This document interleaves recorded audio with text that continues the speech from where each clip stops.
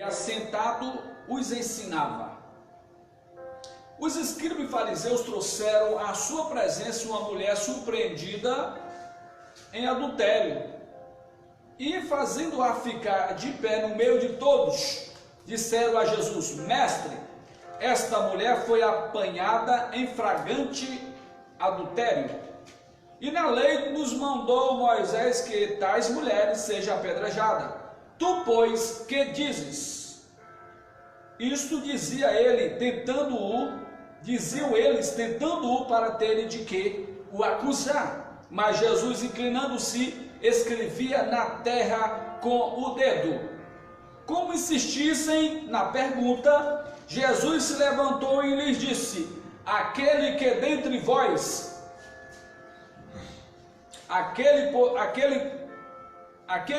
vós estiver sem pecado, seja o primeiro que lhe atire a pedra. E tornando a inclinar-se, continuou a escrever no chão. Mas ouvindo eles esta resposta, e acusados pela própria consciência, foram se retirando um por um, a começar pelos mais velhos até ao último, ficando só Jesus e a mulher no meio, onde estava. Erguendo-se Jesus e não vendo a ninguém mais além da mulher, perguntou-lhe: mulher, onde estão aqueles teus acusadores? Ninguém te condenou? Respondeu ela: ninguém, Senhor. Então lhe disse Jesus: nem eu tampouco te condeno. Vai e não peques mais. Amém? Tome assento, Deus abençoe. Sejamos atentos à palavra de Deus. Deus colocou a palavra em meu coração aqui nesta noite. Quero falar um pouquinho sobre esse texto sagrado da palavra de Deus. É um texto que conhecemos de uma forma parcial, mas aqui tem lições profundas para os nossos corações, porque nós entendemos a atuação profunda de Jesus. E a primeira coisa que nós devemos entender na atuação de Jesus, no que Jesus ensina a nós, é que ele deixa bem claro aqui que a função dele em vir ao mundo não é condenar, não é julgar. Então ele deixa bem claro nesse texto. Mas nós entendemos pelo outro lado, como dizem o ditado, pelo lado da outro lado da moeda, que também aqui tinha a malícia humana. O contexto diz que o homem, tentando querer pegar Jesus em alguma falha, em algum erro, querendo pegar Jesus em algum delito ou criminalidade contra a lei, contra o próximo, contra o próprio Deus, eles experimentam Jesus. Só que a questão daquela mulher, de fato, era uma questão séria. Aqui é a segunda face da moeda.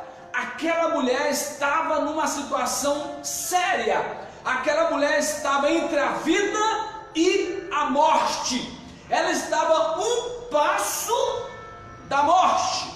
Ela estava um passo de perder a sua vida. E quando nós observamos que aqueles homens apanham aquela mulher em flagrante, ou pegam aquela mulher em flagrante no ato de adultério, eles cometem um erro. Qual é o erro? Primeiro, não poderia levar-se apenas uma pessoa para ser julgada. Tinha que levar também o companheiro, ou seja, a outra pessoa, nesse caso o homem que adulterou com ela. Mas eles não estavam preocupados em querer julgar a causa de forma séria, transparente e verdadeira. O propósito deles, que era exatamente dos escribas e fariseus, era pegar Jesus, era acusar Jesus de algum delito ou de algum pecado. Por isso eles não se preocuparam em levar a segunda pessoa no ato do crime, que era o homem, em relação àquela situação daquela mulher. A Bíblia diz que eles levaram a mulher que foi pega no ato de adultério e chega perante Jesus e diga: Senhor, na lei de Moisés está escrito, a pessoa, a mulher, o homem que for pego em ato de adultério, na lei de Moisés diz que tem que ser apedrejado. Ora, se na lei de Moisés diz isso, o que tu dizes? Qual é o teu parecer? Qual é a tua opinião pessoal? O que tu dizes? Não é isso que se ouve hoje? O parecer do homem, o julgamento do homem, o pensamento do homem, a opinião do homem? E é isso que se vê também em pleno século 21. Estamos vivendo uma geração em que as pessoas não estão preocupadas, primeiro, com o sentimento de ninguém. As pessoas, muitos, não é todos, mas muitos, não estão preocupados com a estrutura familiar de ninguém. Não estão preocupados mais com a vida pessoal de ninguém. Pelo contrário, querem de alguma forma destruir a pessoa. E não por mais falho que seja o homem, por mais falho que seja a mulher, sim, tais pessoas merecem uma segunda chance. Aleluia, glória a Deus por isso. E Jesus, o Filho amado de Deus, ele muito sábio, de uma forma inteligente, sábia, ele jamais poderia cair nesse erro. E quando faz aquela pergunta para Jesus, Jesus abaixa a cabeça e começa a escrever.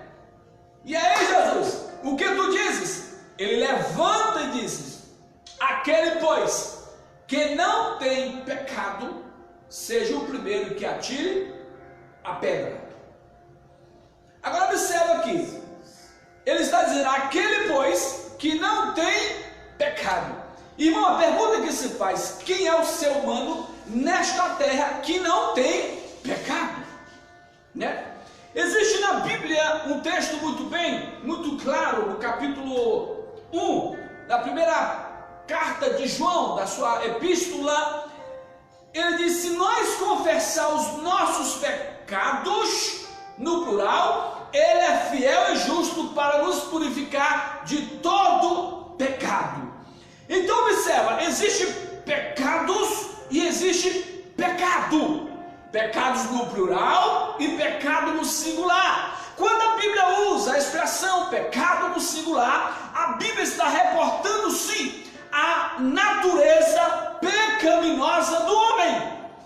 Exemplo, a Bíblia diz no capítulo 8 de Romanos, versículo 1: agora, portanto, nenhuma condenação há para os que estão em Cristo Jesus, que não andam segundo a carne, mas segundo o Espírito. Quando Paulo diz que tais pessoas não estão andando mais segundo a carne, ele está se referindo à natureza decaída, à natureza pecaminosa do homem.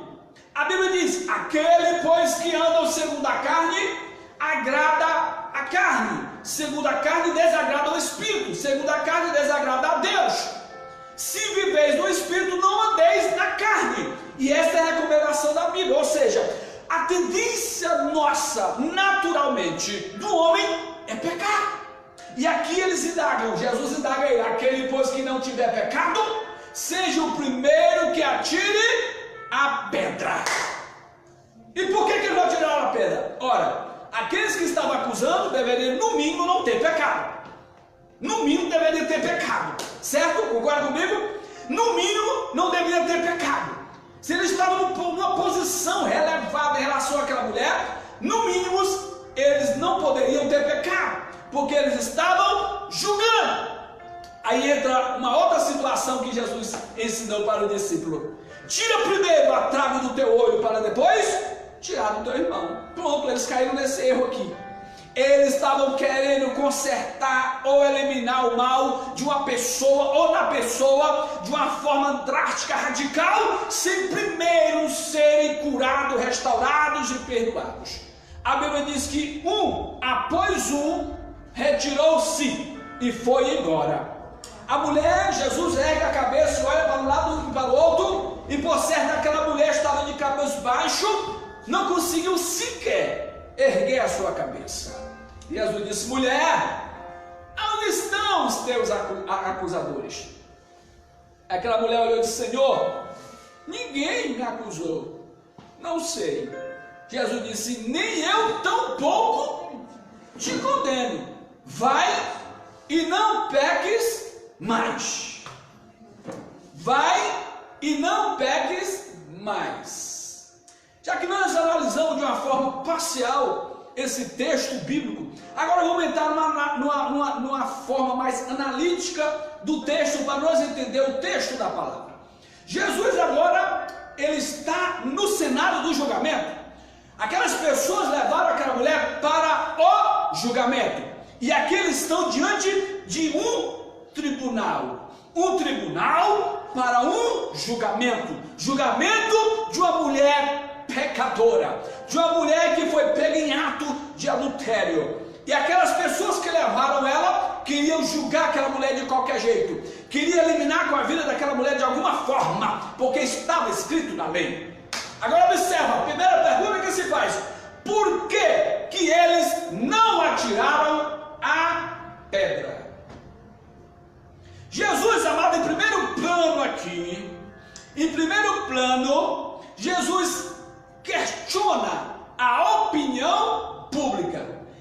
Jesus lança a eles, por exemplo, versículo 3, os escribas e fariseus trouxeram à sua presença uma mulher surpreendida em ato de adultério, e fazendo ficar de pé no meio de todos. Todos olhavam para ela, chamada de opinião pública, tribunal público. Todo mundo olhava para aquela mulher. Olha a pecadora, olha a miserável. Na opinião de todo mundo, aquela mulher deveria morrer. Na opinião de todos, aquela mulher deveria ser apedrejada. Na opinião de todos, aquela mulher deveria ser expugnada, maldiçoada, rejeitada. Ela estava imunda, espiritualmente falando. A opinião pública, irmão, é a opinião pública. As pessoas pensam o que quer. As pessoas falam o que quer. E essa é a questão. Estamos vivendo uma era tão terrível que eu olho assim de todo lado que eu só vejo jornalista. Porque, de fato, muitos nem sequer têm uma formação de jornalista. E querem de alguma forma julgar julgar as pessoas. As pessoas já não podem andar de qualquer jeito porque já estão sendo filmados e lançando nas redes sociais. Seja de uma forma bonita, seja de uma forma feia, seja de uma forma criminosa ou não, as pessoas estão sendo filmadas e automaticamente sendo julgadas nas redes sociais. E este é o século XXI. Bem-vindo ao século XXI. E lá tem pessoas que criticam, e lá tem pessoas que zombam, e lá tem pessoas que sorriem, e lá tem pessoas que aplaudem, pessoas que dão ok, que dão um likezinho lá, etc, etc. E a pessoa é excomungada diante de todos.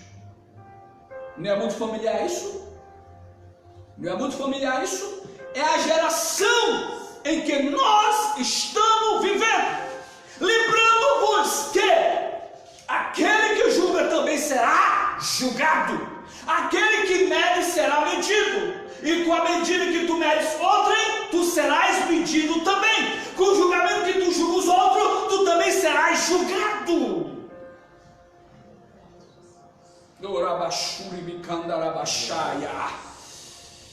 Aleluia. Aleluia. As pessoas esquecem e olham só de apontar. Eu aprendi uma coisa, que quando nós apontamos com este dedo, tem 4, 3, 5 apontando para nós, 3 apontando para nós, e um servindo de testemunha, mostrando para o céu. Observa, se você aponta com esse dedo, tem 3 apontando para você, e um sendo testemunha apontando para o céu. Olha, o soberano, o juiz do juiz, que julga todas as coisas, está de olho em você também.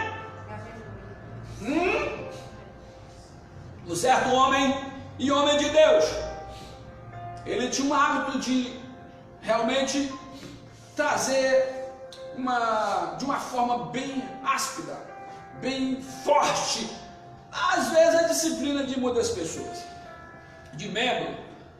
E as pessoas que eram pego no flagrante eram disciplinadas, excomungadas, etc. E ele não tinha dó de ninguém. E um dia ele, sem querer, ele vacilou, pisou na casca da banana e escorregou. E alguém viu, e quando alguém viu, denunciaram para o corpo de obreiro. No corpo de obreiro chamaram ele. Quando chamou ele, a primeira coisa que ele fez: olha, pelo amor de Deus, tem misericórdia de mim. Sabe o que falaram para ele? Ele disse: você não teve misericórdia. você não teve misericórdia de B, você não teve misericórdia de C, por isso tu será julgado da mesma forma que você julgaste os outros. E isto é uma coisa séria, porque as pessoas, quando estão julgando, não estão pensando em si, não estão pensando em condenar tal pessoa, e principalmente no que tange a opinião pública, etc. E um erro muito forte é que às vezes a opinião pública não tem embasamento, não tem legalidade, não tem nenhuma formalidade, não tem nada que o comprove às vezes, entretanto, para julgar tal ato e atos de pessoa, etc, etc. Até Jesus deixou bem claro, até mesmo para apontar um erro de alguém, ou acusar alguém, é necessário no mínimo de ter 2 ou 3 testemunhas. Então estamos vivendo nesta geração má, perversa. Os escribas e fariseus sabiam, tinha consciência, mas a intenção deles era outra, e estava julgando aquela mulher de qualquer jeito, sem critério nenhum. Chamaram de opinião pública, expôs a vida daquela mulher, expôs o ato daquela mulher. Se fosse hoje em pleno século XXI, no mínimo, eles seriam processados, no mínimo. No mínimo.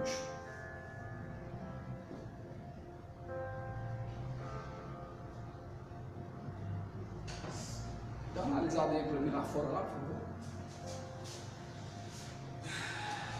Segundo ponto, é que quando Jesus disse, aquele pois que não tem pecado, aquele que dentre vós não estiver sem pecado, seja o primeiro que lhe atire a pedra. Jesus tira ele do tribunal da opinião pública e leva para o tribunal da consciência. Oh Deus! Aqui é sério, irmão. Às vezes você no meio dos outros é bambambam, quer ser o cara. Mas quando você faz uma retrospectiva pessoal, olha para dentro de você, e detalhe, quando tem a humildade de reconhecer que não é nada aplauso, porque ainda há uma chance para tal pessoa.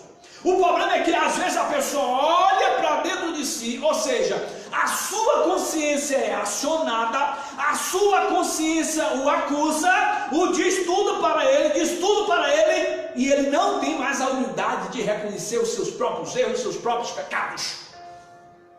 Jesus levou ele, gente, vem aqui, aquele que estiver sem pecado, seja o primeiro que atire a pedra. Tira a pedra. E eles olharam para ele e disseram, opa, fomos pegos no laço. Fomos pegos com nossos próprios laços. Nós estávamos acusando a pecadora, mas nós também somos pecadores. Ô irmão, nós estamos no mesmo barco. Não adianta, às vezes o camarada acusa o outro, é o pecado de A de B.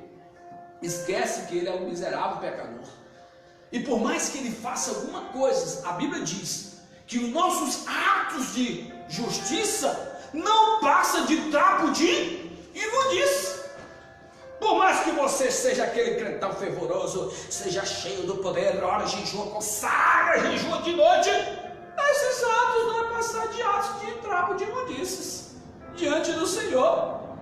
Até porque a nossa salvação não está embasada na meritocracia. Nós não somos salvos mediante os nossos méritos e nem tampouco as nossas obras. Nós somos salvos mediante a graça em Cristo Jesus, segundo a fé que nos foi proporcionada.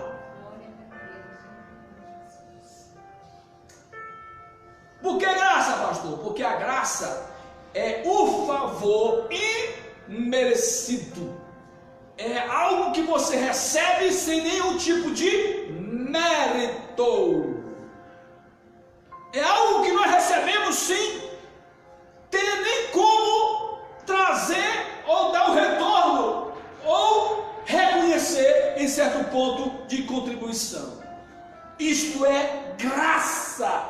Graça a favor imerecido de Deus concedida aos homens através de Jesus Cristo no Calvário.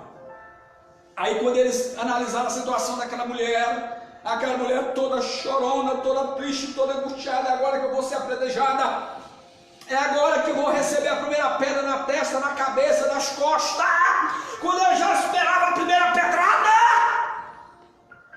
Pelo contrário, ela ouviu um som diferente.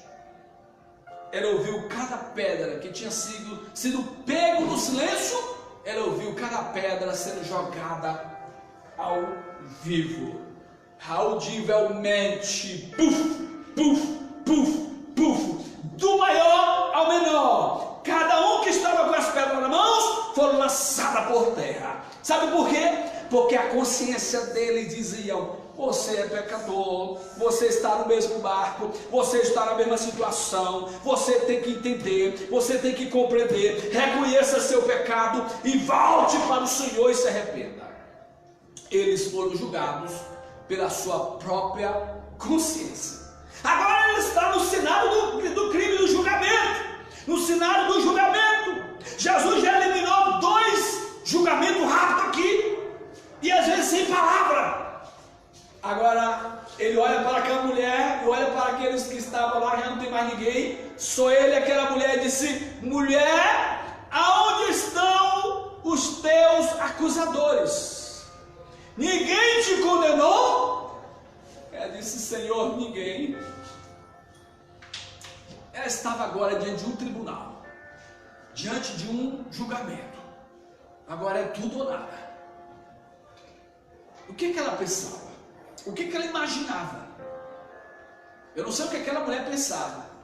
Ora, o Senhor é santo, absoluto, soberano, criador. Se eles não me mataram, não me condenam, eu acho que no mínimo você daqui morta hoje.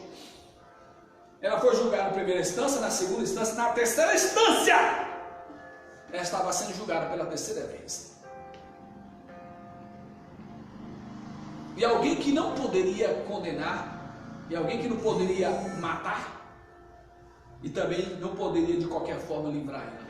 Tinha que ter um embasamento, tinha que ter uma lógica, tinha que ter algo mais soberano. E o que tinha mais soberano ali era exatamente algo que estava fluindo de dentro para fora do próprio Cristo, chamado misericórdia. Lembra que Lamentações diz que as misericórdias do Senhor são as causas de não sermos consumidos, destruídos, eliminados, mortos. E aquela mulher naquele momento estava diante do tribunal de Cristo. No tribunal de Cristo, as nossas obras serão julgadas. É interessante que literalmente quando nós passar pelo tribunal de Cristo, nós não seremos julgados na questão do que tange a salvação, mas sim os nossos atos, as nossas ações. E aqui é um exemplo mais ou menos disso, mais ou menos, não absolutamente, ao pé da letra, porque ela estava perante quem? Jesus.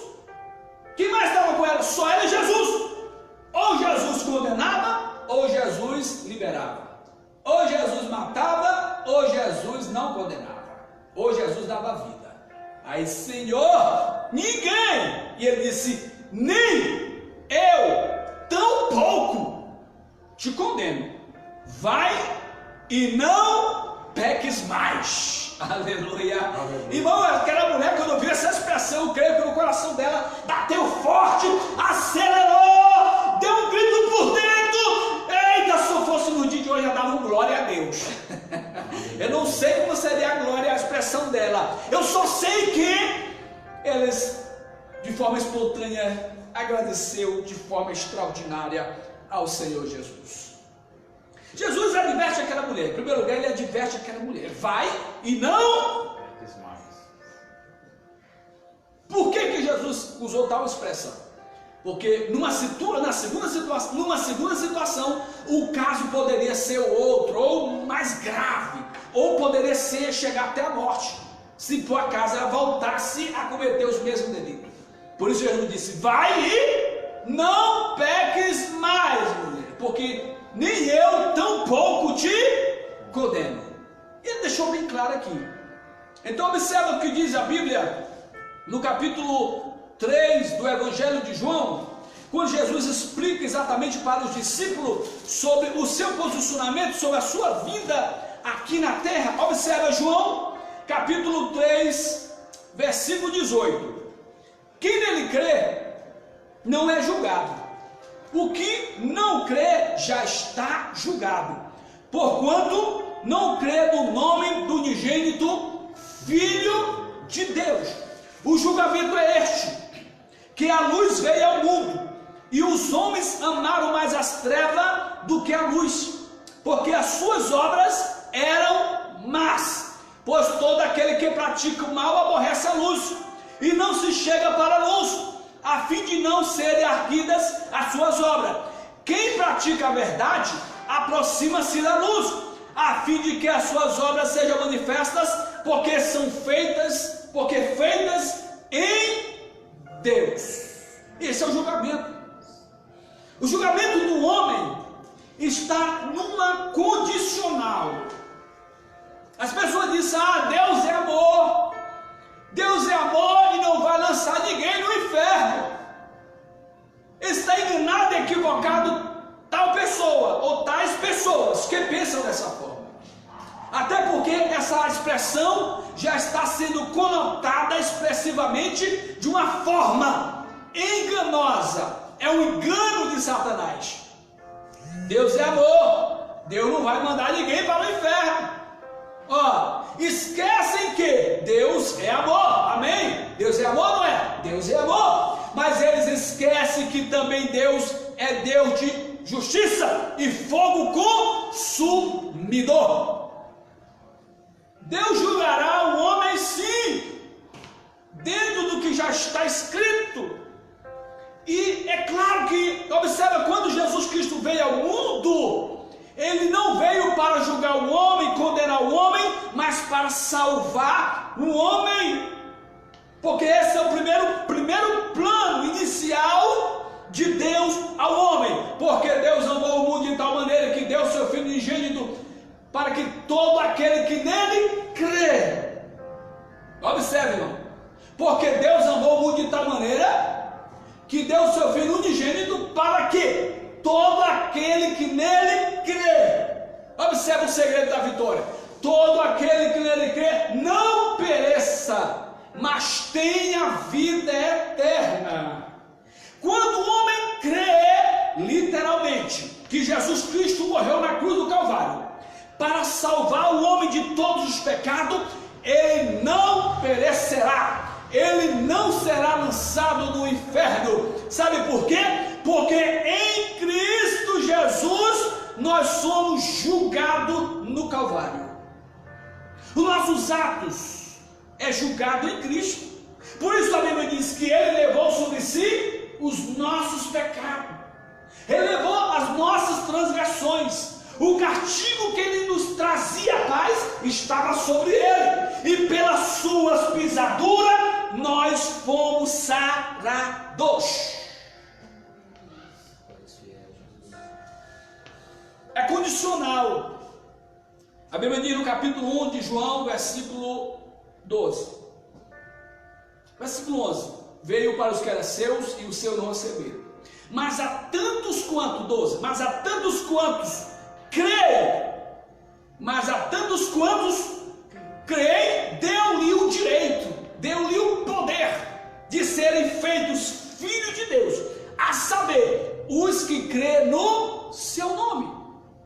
Aí a Bíblia diz em Atos capítulo 16, versículo 31, crê no Senhor Jesus e será salvo tu e a tua casa. Salvo de quê, pastor Zé? Salvo da condenação eterna, salvo de ser lançado no inferno, salvo também da grande tribulação e de muitas coisas que está vindo por aí. A salvação é o que nos dá condições de nos livrar da condenação eterna. Porque se o homem não acreditar em Jesus, como o próprio texto diz, e o julgamento é este, que a luz veio ao mundo e os homens amaram mais as trevas do que a luz. Se o homem amou o pecado, amou os prazeres do mundo, as trevas e suas obras imundas, ele já está julgado. por si só, os atos de tais pessoas, já está por si só julgado. Por causa dos seus atos de pecado, de desobediência a Deus. Mas aqueles que se aproximam dele, acreditam que ele morreu na cruz para perdoar de todos os pecados, sim, eles já estão perdoados, já estão purificados, as suas obras já foram manifestadas, já foram julgadas e já foram perdoadas em Cristo Jesus. Por isso Paulo deixou bem claro no capítulo 8 de Romanos, o versículo 1. Agora, portanto, nenhuma condenação, irmão. É muito forte isso aqui. Agora, portanto, após eu acreditar, após eu aceitar, após reconhecer que Jesus Cristo morreu no Calvário por mim, agora, portanto, nenhuma condenação há para os que estão aonde? Em Cristo Jesus. Irmão, quem está em Jesus não será mais condenado. Quem está em Jesus não passará pelo juízo final. Porque o juízo final será para aqueles que não aceitou a Jesus como Salvador, não reconheceu a morte de Cristo como único e suficiente Salvador da sua vida. Então, nesse sentido, o homem que rejeita Jesus, morre sem Jesus, será direto encaminhado para o julgamento. Esperará o julgamento final. A Bíblia diz em Hebreus: depois da morte segue-se ao juízo. Isso é válido para quem? Para aqueles que rejeitaram Jesus, para aqueles que não creram na palavra de Deus, para aqueles que rejeitam o Evangelho de Cristo, a mensagem da palavra. Quando morrem sem Jesus, é direto encaminhado para o juízo final. E não queira, irmão, não queira tais pessoas que me ouvem, amigos, irmãos, rejeitar Jesus. Porque no além para onde muitos vão, não tem mais salvação, não terá mais esperança. Enquanto ainda tem vida para o homem, ainda há esperança. E Jesus é a nossa esperança. Aleluia! Jesus é a esperança desta nação. Jesus é a esperança da família. Jesus é a esperança da humanidade. Jesus é a esperança da igreja. Jesus é a minha e a tua esperança. Aleluia! Oh, glória a Deus, aleluia. Aquela mulher teve esperança quando Jesus olhou para ela, disse: mulher, nem tão pouco eu te condeno, vai, não peques. Mas ela ressuscitou ali, ela voltou a viver de novo, ela voltou a ser gente de novo, porque consigo ali é restaurado completamente a sua dignidade, a sua moral, a sua vida realmente na sociedade, e ela glorifica a Deus. E é isso mesmo que Jesus Cristo veio salvar, veio fazer na terra. A Bíblia diz no capítulo 19 de Lucas, quando ele encontra com Zaqueu, ele disse: hoje houve salvação nesta casa. Por quê? Porque Zaqueu reconheceu os seus pecados, Zaqueu confessou os seus pecados. Aí Jesus disse: hoje houve salvação nesta casa, porque também este é filho de Abraão, porque o Filho do Homem veio buscar e salvar o que se havia perdido. Ô irmão, nós estávamos no mundo sem Deus, sem esperança, como diz o apóstolo Paulo no capítulo 2 de Efésios, mas ele veio e deu-nos esta grande oportunidade. E o mais lindo de tudo é que não adianta ter dinheiro nessa questão, nesse quesito, não vale nada, porque dinheiro não compra a salvação. A salvação é de graça. A salvação é dada ao homem de graça, para tantos quanto acreditam em Cristo. Por isso o apóstolo Paulo, no capítulo 2 de Efésios, versículo 8, Paulo diz da seguinte forma: porque pela graça sois salvos, mediante a fé, isto não vem de vós, é dom de Deus. Irmão, observa que isso é muito profundo. Quando eu acredito e aceito a Jesus como meu Salvador, confessei Ele e acreditei no meu coração, aceitei como meu Salvador, eu automaticamente, instantaneamente sou regenerado, santificado, justificado e perdoado. E agora observa, recebo de graça o primeiro presente, que é chamado de dom da salvação. Dom gratuito, a salvação em Cristo Jesus. Porque pela graça foi salvo, isso é um dom, a salvação é um presente, é de graça para o homem, você não paga nada. E a oportunidade desta, que é dado a nós, ao homem, nesse período chamado dispensação da graça, o homem não paga um centavo para obter ou para ter a sua salvação, adquirir a sua salvação. Por que eu não pago, pastor? Tudo tem um preço, sim. O maior preço foi pago no Calvário, quando Jesus Cristo leva aquela cruz e ali oferece os nossos sacrifícios, nossos pecados como sacrifício diante de Deus. Ele se entregou por nós, Ele me substituiu, Ele te substituiu, porque de fato quem deveria estar naquela cruz era Barrabás. Barrabás fala da humanidade caída, da humanidade em pecado. Jesus fala do homem perfeito, do homem que restaura, do homem que perdoa, o único que poderia perdoar. Por isso ele substituiu Barrabás, substituiu o adúltero, substituiu o pecador, substituiu o criminoso, substituiu o corrupto e morreu em nossos lugares. E deu de graça para nós a salvação. Então nós estamos vivendo um período chamado dispensação da graça. Hoje é liberado a salvação. A salvação veio o derramamento do Espírito Santo. O derramamento do Espírito Santo veio os dons do Espírito Santo. Junto com os dons veio os dons e talento que era dispensado para a igreja amada de Cristo. E as pessoas não reconhecem isso. Estamos vivendo a última hora. Muitos chorarão, muitos lamentarão, porque perderão a oportunidade. Detalhe, a porta da graça está se fechando. E com isto quero encerrar esta palavra. Que Deus abençoe cada irmão, que Deus abençoe você que ouviu esta palavra. Guarde essa palavra no teu coração, que esta palavra venha fazer feito diferença no teu lar, na tua vida, de forma que o nome de Deus seja glorificado para sempre. Amém? Deus abençoe você que está em casa, Deus abençoe os irmãos que estão aqui presentes, em nome do Senhor Jesus. Pastor Moisés vai encerrar, dando a conclusão final e orando também, agradecendo. Deus abençoe nosso pastor Oséias, em nome de Jesus, palavra abençoada da parte de Deus, que foi transmitida aí ao meu e ao seu coração.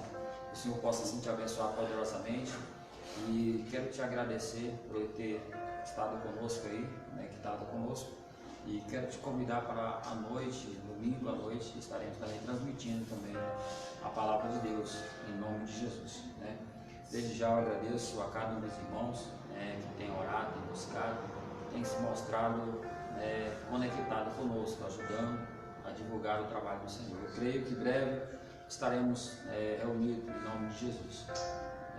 Em nome de Jesus eu quero agradecer também aos irmãos que estão conosco aqui, e desde já encerrando, orando, agradecendo ao nome do Senhor. Vamos ficar de pé, os irmãos que estão aqui, e eu quero agradecer ao Senhor por esse momento especial que foi feito assim, essa mensagem abençoada da parte de Deus. Amado Deus, eterno Pai que estás no céu, neste momento, ó Pai, rogo a Ti, ó Deus querido, por mais uma vez, ó Pai, esteja aqui, ó Pai amado Santo, aprendendo da Tua palavra que foi ministrada nesta noite.